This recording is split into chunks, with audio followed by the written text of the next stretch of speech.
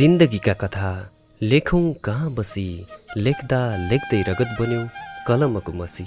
नमस्कार अनि सुस्वागतम। तपाईँ अहिले सुन्दै हुनुहुन्छ कार्यक्रम जागरणलाई तपाईँले हरेक हप्ताको आइतबार सुन्न सक्नुहुनेछ। कार्यक्रम जागरणमा हामी जागरणका कुरा गर्नेछौँ, चेतनाका कुरा गर्नेछौँ, मानवलाई मानव भएर बाँच्नको लागि अभिप्रेरणा प्रदान गर्नेछौँ। कार्यक्रम जागरणमा रहेर हामी जागरण सम्बन्धी गीत सङ्गीतहरू बजाएर तपाईँको मनलाई शान्त बनाउने कोसिस गर्दछौँ। र कार्यक्रम जागरण तपाईँलाई कस्तो लाग्छ, तपाईँले प्रतिक्रिया पनि दिन सक्नुहुनेछ। कार्यक्रम जागरणमा अब भने म तपाईँमाझ कार्यक्रमको सुरुवातमा एउटा गीत राख्छु, त्यसपछि हामी जागरण सम्बन्धी कुराकानी गर्नको लागि उपस्थित हुनेछौँ।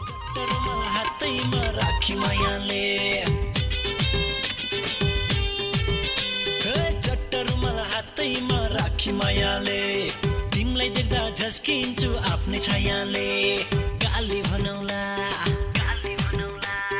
मायाले तिमीलाई काली भनौला, मायाले तिमीलाई काली भनौला, मन्जुरी दिए तिमीले तिम्रो बहिनीलाई साली भनौला, तिम्रो बहिनीलाई साली भनौला। कार्यक्रम जागरणमा यो गीतपछि पुनः स्वागत गर्न चाहन्छौँ। तपाईँ यतिखेर सुन्दै हुनुहुन्छ कार्यक्रम जागरण। हामी बोलिरहेका छौँ र कार्यक्रमको साथमा छु म सन्तोष बजगाई। आज हामीले कार्यक्रम जागरणमा मान्छेको मनलाई कसरी शान्त बनाउने भन्ने विषयमा कुराकानी गर्दैछौँ। मान्छेको मन जतिखेर पनि शान्त रहनुपर्छ र शान्त राखे मात्रै हामी स्वस्थ रहन सक्छौँ। स्वस्थ रहनको लागि सधैँभरि सकारात्मक सोचाइ र सकारात्मक खानपिन अनि त्यसै गरी सकारात्मक बानी व्यवहार पनि अपरिहार्य हुन्छ भन्ने मलाई लाग्छ। र तपाईँसँग रिस उठ्छ र रिसाउनु हुन्छ भने तपाईँले आफ्नो रिसलाई शान्त गर्ने कोसिस गर्नुभयो भने पनि तपाईँ एकदमै आफूलाई स्वस्थ राख्न सक्नुहुनेछ। त्यसै गरी तपाईँले दैनिक रूपमा प्रयोग गर्ने खानेकुरा, तपाईँले बोल्ने बोलीहरू, तपाईँले व्यक्त गर्ने अभिव्यक्तिहरू सधैँ सकारात्मक राख्नुभयो भने पक्कै पनि तपाईँ सकारात्मक बाटोमा जान सक्नुहुनेछ। र हामीले तपाईँको एउटा सकारात्मक सोचले समाज अनि त्यसै गरी राष्ट्र हुँदै अन्तर्राष्ट्रिय स्तरमा समेत एउटा स्थान बनाउन सक्छ। त्यसैले सकारात्मक सोच, सकारात्मक बानी र सकारात्मक व्यवहारका लागि कार्यक्रम जागरण हो र जागरणमा हामी यस्तै कुराकानी गर्नेछौँ। घरको छतमा सुन्दरी आइरानी, घरको छतमा सुन्दरी आइरानी, उसलाई मात्र देख्न मन लाइरानी, मखमली चोलीमा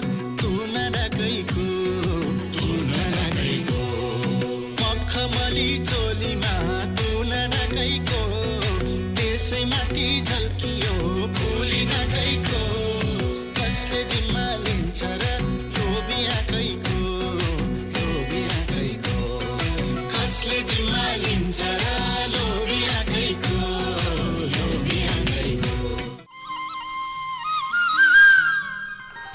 कार्यक्रम जागरणमा हामीले विभिन्न गीतहरू सुनाउँदै तपाईँलाई जागरण सन्देशहरू प्रदान गर्दै अगाडि बढिरहेका छौँ। तपाईँ कार्यक्रम जागरणलाई यतिखेर सुनिरहनु भएको छ। जागरणमा हामीले सकारात्मक सोच, सकारात्मक बानी व्यवहारका बारेमा कुराकानी गऱ्यौँ।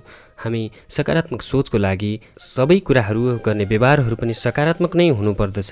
हामी यदि नकारात्मक सोच्छौँ र कसैप्रति नराम्रो हाम्रो दृष्टिकोण छ, कसैको नराम्रो कुराहरू गर्छौँ, कुरा काट्छौँ, कसैलाई नराम्रो गर्न खोज्छौँ भने हामी कहिले पनि सकारात्मक हुन सक्दैनौँ र हामीमा जागरण हुन सक्दैन। त्यसैले हामीले घरदेखि प्राप्त गर्ने अनुशासन, स्कुलबाट प्राप्त गर्ने अनुशासन, अफिस, जताततै जहाँ पनि हामी सकारात्मक सोचौँ र सकारात्मक बानी व्यवहार गऱ्यौँ भने मात्र हामी सकारात्मक बन्न सक्छौँ।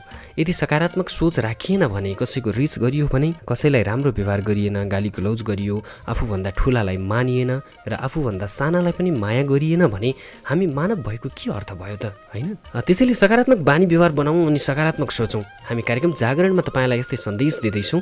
अब कार्यक्रममा पुनः अर्को गीत सुनाउनतिर लाग्छौँ। हातैमा उठे कुसैको लाउली, के छैन सिन्दुर उसैको लाउली, हातैमा उठे कुसैको लाउली, के छैन सिन्दुर उसैको लाउली, अमरसँग जोगिने फुला भन्देउन कुन्छ र, ढुकोले छोपी फुलाको फुला के चमक हुन्छ र, उकाली ओराली भन्ज्याङमा लाखोरी बत्ती बल्छौ तारे, उडायो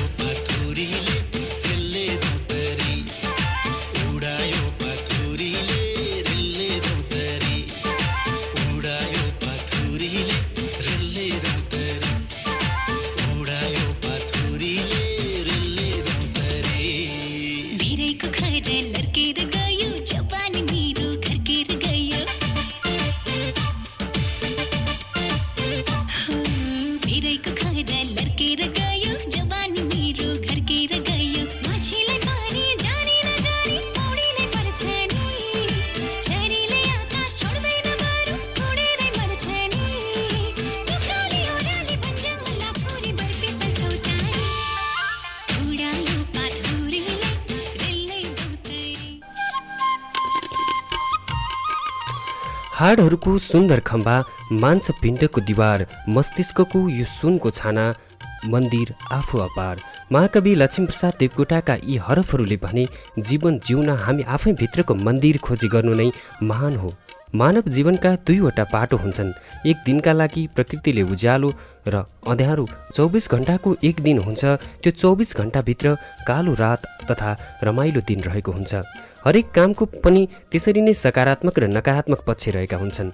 यी पक्षको कसरी विश्लेषण गर्ने हामीमा नै निर्भर गर्दछ। हाम्रो विचार कस्तो छ, सकारात्मक रूपमा हेर्ने कि नकारात्मक रूपमा हेर्ने, सकारात्मक विश्लेषण गर्ने कि नकारात्मक विश्लेषण गर्ने सोचाइ हामीमा रहेको हुन्छ।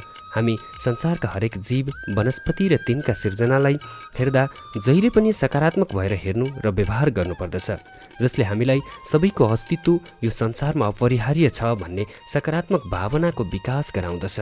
यसो भएन भने नकारात्मक द्वन्द्वको सिर्जना हुन्छ। परिणामस्वरूप हामी सबैको अस्तित्वमा जहिले पनि सङ्कट देखिरहन्छौँ।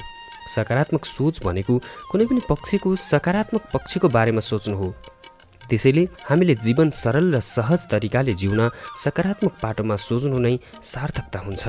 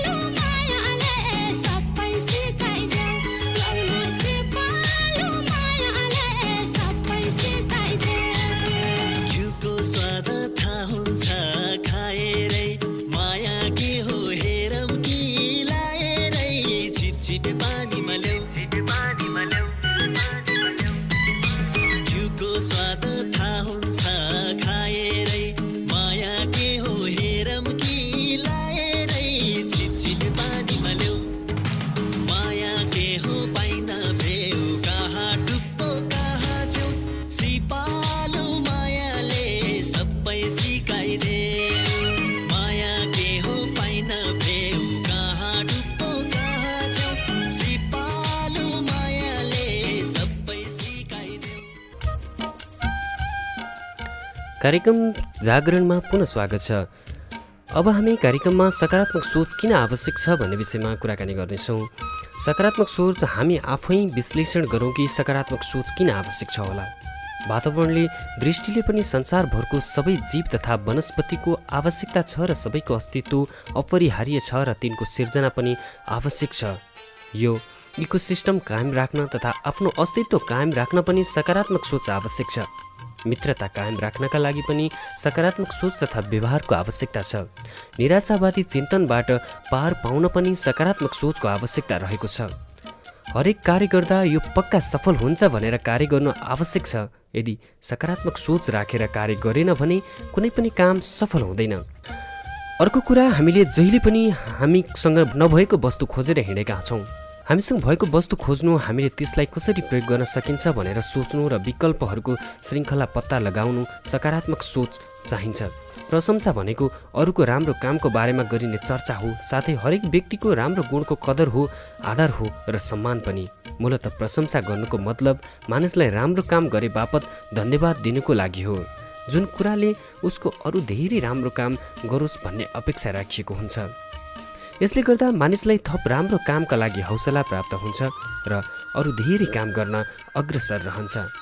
प्रशंसाले मानिसलाई जीवनमा बिउताउने काम गर्दछ। जिन्दगीभर गरेको कामको कसैले मान्यता नराख्दा दिगदार भएको मानिस मरेतुल्य एवं नकारात्मक हुन्छ। अरूको आलोचना खेप्दा खेप्दा उसको मन मरेको हुन्छ। उसलाई प्रशंसा रूपी अमृतले आशावादी बनाउँछ, जसले गर्दा जीवनको सकारात्मक पाटो खुल्दछ र जीवनका उज्याला पक्षहरू देख्न थाल्छ र जीवन आशावादी हुन्छ। जब जीवन आशावादी हुन्छ उसमा परिवर्तन आउँछ। त्यसैले प्रशंसा जीवनलाई परिवर्तन गर्न तत्पर जगाउने अस्त्र हो। मानिसको प्राकृतिक स्वभाव के हो भने उसले नराम्रो सुन्न चाहँदैन, आलोचना सुन्न चाहँदैन। आफूले गरेको कामको मूल्य खोज्छ, अरूले त्यसलाई राम्रो हो भनोस् भन्ने चाहन्छ। उसले गरेका राम्रो कामको बारेमा चर्चा गर्दछ, उसलाई आत्मीय मित्रको रूपमा स्वीकार गर्दछ। कसैले उसले गरेको कामको नकारात्मक पाटोको चर्चा गर्दै अर्थी दिन थाल्छ वा आलोचना गर्दछ, निश्चित रूपले उसले त्यो मानिसलाई मन पराउँदैन। तसर्थ प्रशंसा भनेको विश्वास र सम्बन्ध स्थापित गर्ने कडी हो। कुनै पनि मानिसले जसले राम्रो गरेको हुन्छ त्यसलाई सबैले प्रशंसा गर्नुका साथै माया स्नेह व्यक्त गर्दछन्। माया र प्रेमको लागि मानिसले दिल खोलेर प्रशंसा गर्न चाहन्छ। तसर्थ प्रशंसा भनेको स्नेह र सद्भाव दर्शाउने माध्यम हो। श्रोता, आजको कार्यक्रममा हामीले सकारात्मक सोचको बारेमा कुराकानी गऱ्यौँ कार्यक्रम जागरणमा, र आजको लागि हाम्रो कार्यक्रमको निर्धारित समय सकिसकेको छ। यतिन्जेल कार्यक्रम सुनेर साथ दिनुभयो तपाईँ सम्पूर्णलाई धेरै धेरै धन्यवाद व्यक्त गर्दै आगामी हप्ता पुनः यस कार्यक्रम लिएर उपस्थित हुने बाचासहित आजलाई कार्यक्रमबाट सहकर्मी सुदीप ढकालसँगै म सन्तोष बजगाई